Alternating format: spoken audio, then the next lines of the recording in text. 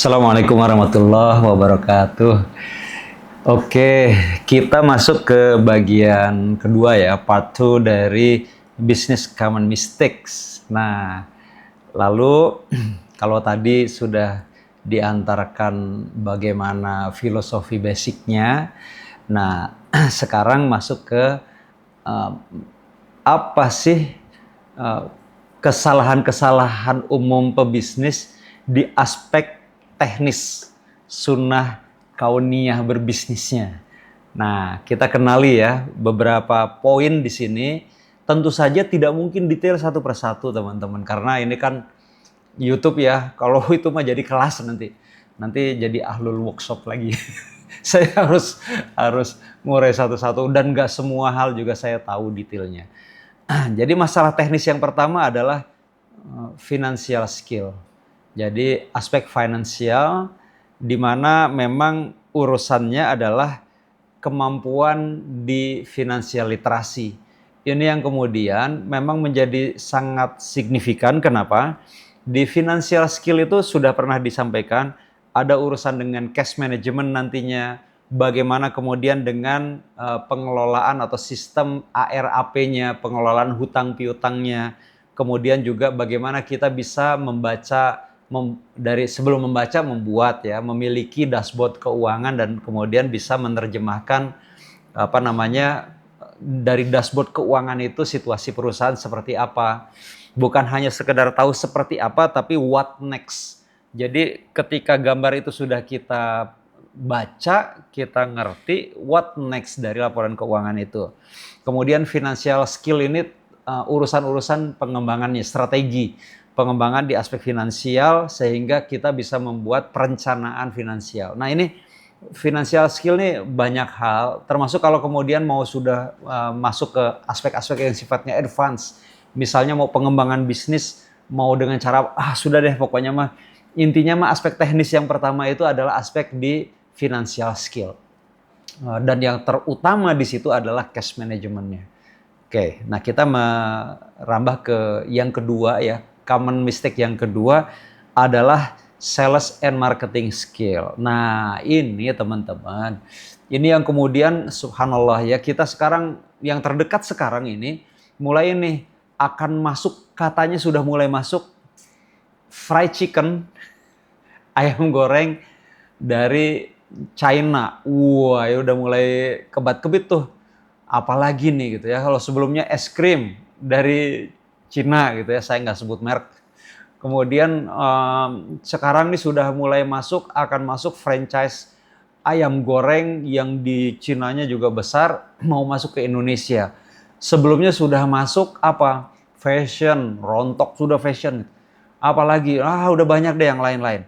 Nah, jadi belum menghadapi itu saja, banyak kita itu tidak memiliki atau masih punya tantangan, challenge yang luar biasa di urusan-urusan sales and marketing skill ini. Seringkali kita ada gap dan itu berulang antara target ya, inginnya gitu kan, tiap kali nyantumin target tuh kan angkanya membuat kita bahagia dan tersenyum. Wah, Masya Allah, angkanya besar sekali nih gitu. Nah, giliran target sudah kita tulis bikin kita tersenyum gitu ya. Nah, hasilnya bikin kita tersenyum juga gitu. Kalau target bikin kita tersenyum indah gitu ya. Nah, hasilnya bisa bikin kita tersenyum kecut. Gitu ya, subhanallah, kamu kok nggak niat banget gitu ya, sesuai gitu kayak gitu ya.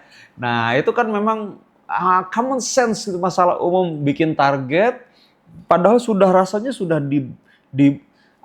dirincikan sedemikian rupa sampai ke detail kanalnya gimana caranya, tapi kok realisasinya masih jauh ya. Apalagi masalahnya tim sales. Aduh, tim salesnya, ayo nih gimana sih tim sales ini kok gemas banget misalkan gitu. Tim salesnya, program marketingnya, sales sistemnya, bagaimana sales management sistemnya, bagaimana CRM-nya, bagaimana itu hal-hal yang kemudian bahkan di program marketingnya sendiri kita bingung. Yang banyak pengusaha yang bingung. Yang mestinya diangkat tuh apa? Dan itu common sense banget gitu.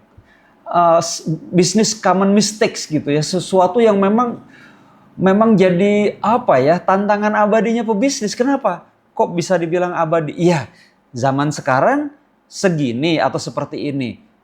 Besok apa, kemarin apa, nanti apa, itu beda-beda terus. Jadi kalau kita kemudian caranya masih sama, knowledge-nya masih sama, kita nggak adaptasi dengan baik, ya itu memang common sense, masalah yang akan terus nempel kalau kita nggak juga berubah. Yang ketiga, teman-teman, masalah teknis yang ketiga adalah aspek people management atau people management skill. Jadi bagaimana mengelola orang. Bahkan banyak sekali yang meyakini faktor manusia ini, SDM ini adalah faktor yang paling utama. Banyak banget. Dan kalau kita lihat secara apa ya, secara faktual memang benar juga. Apalagi Nabi kita juga mengajarkan begitu. Kalau kemudian banyak orang yang banyak belajar tuh ada di antaranya good to great. Good to great-nya Jim Collins kalau tidak salah ya. Oh, itu ngumpulin orang dalam satu bus, kemudian dikasih tahu visi misinya kemana segala macam, disiapin baru kemudian berangkat. Nah, kita sudah punya format template itu sebenarnya dari Nabi SAW. Bagaimana Nabi itu ketika awal dakwah itu sudah memilih dari keluarganya, diajakin siapa yang berhasil ikut, yang enggak juga enggak apa-apa juga gitu. Ikhtiarnya terus dari kalangan sahabat terdekatnya siapa. Terus gitu ya, apa namanya, circle itu kemudian diperluas untuk apa? Untuk mendapatkan orang-orang terbaik. Terbaik apa? Terbaik peran maupun terbaik dalam mengundang pertolongan Allah Subhanahu wa taala.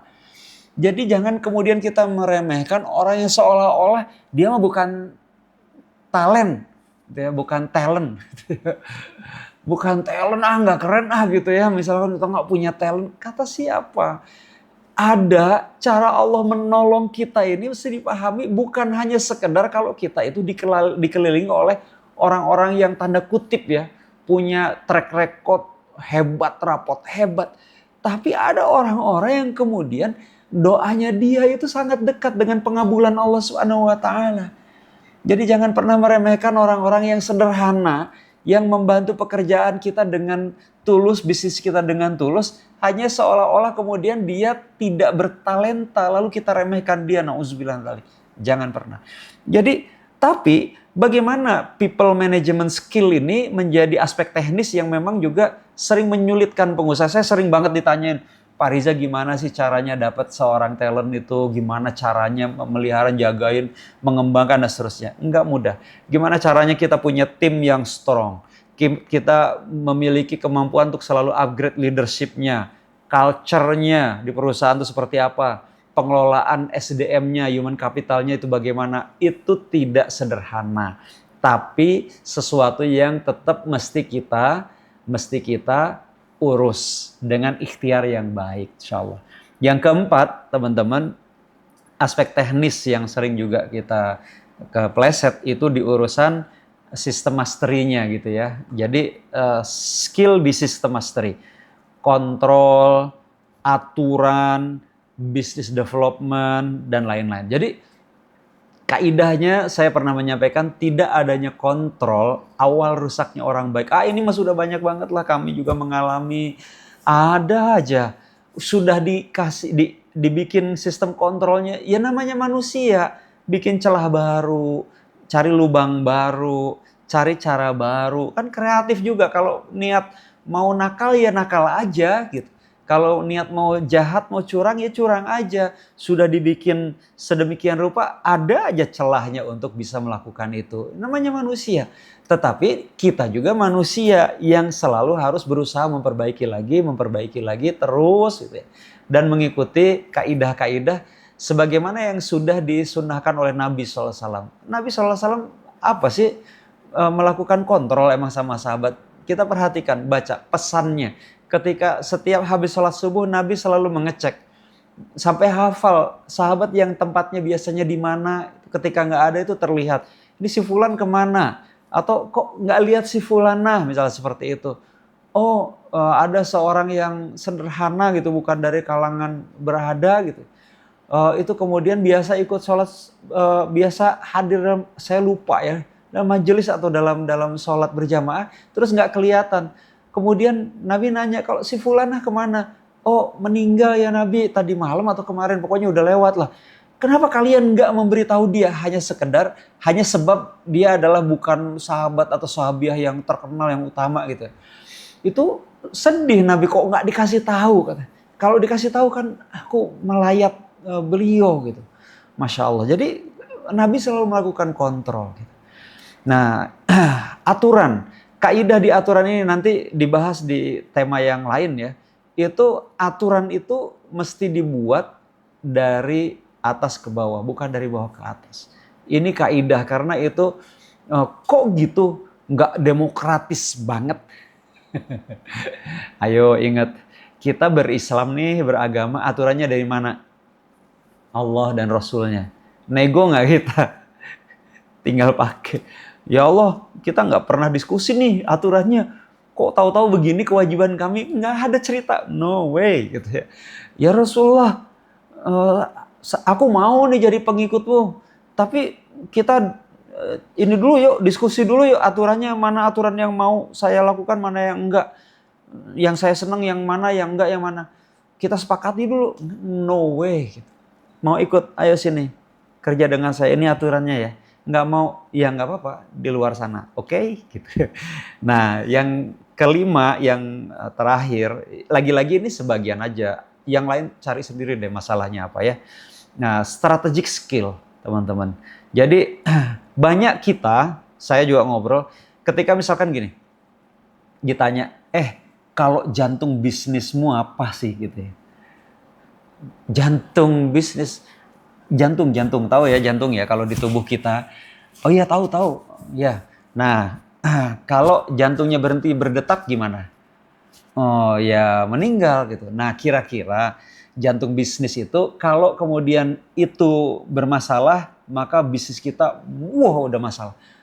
Bingung deh langsung nggak kepikiran tuh gitu. Nah jadi yang biasa diketahui apa? Core bisnis itu. Jangan-jangan core itu tidak dimaknai sebagai jantungnya. Nah ini ya mungkin lain waktu lah ya. Nah plan yang baik itu seperti apa di strategic skill nih? Perencanaan yang baik itu gimana? Apakah kita paham? Jangan-jangan enggak gitu ya. Ya pokoknya kita mah jalan aja lah. Yang penting dapat duit gitu. Ya alhamdulillah kalau dapat duit.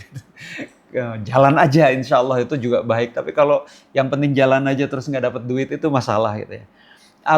Atau juga gradual plan-nya gitu. Sunnatut tadarrutsnya pada saat bikin rencana jangan-jangan mecah-mecah menjadi step by step-nya banyak kita yang nggak paham. Emang kita harus ngerti semua kayak gitu-gituan ya? Enggak.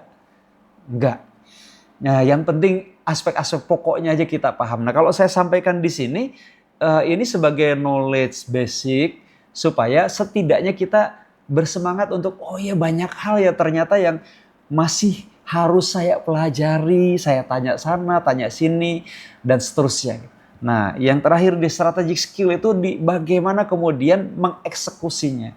Nah, ini juga masalah yang berbeda dengan setelah punya skill macam-macam itu juga kemudian juga ada resiko, ada masalah yang umum, jangan-jangan juga kita punya masalah di bagaimana mengeksekusinya. Bagaimana kalau ada gap di rencana-rencana dengan eksekusinya, dengan realitasnya, dengan aset yang dimiliki dan seterusnya. Nah itu semua juga masih menjadi sesuatu yang sangat mungkin itu menjadi masalah-masalah umum yang kita punya kesempatan insya Allah teman-teman tahu ini tuh bukan ribet, nggak boleh. Kalau kemudian kita belajar untuk menjadi seorang pebisnis yang baik, lalu kita merasa pusing berarti salah.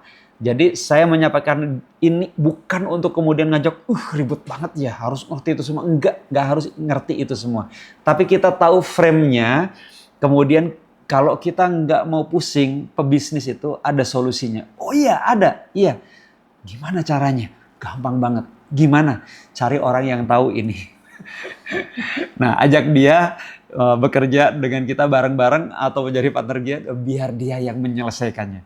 Oke, nah ini bagian kedua. Insya Allah nanti bagian yang ketiga adalah apakah kita sebagai business owner ya sebagai pemilik bisnis itu sudah memiliki mindset bisnis skala korporasi atau masih skala rumahan gitu ya?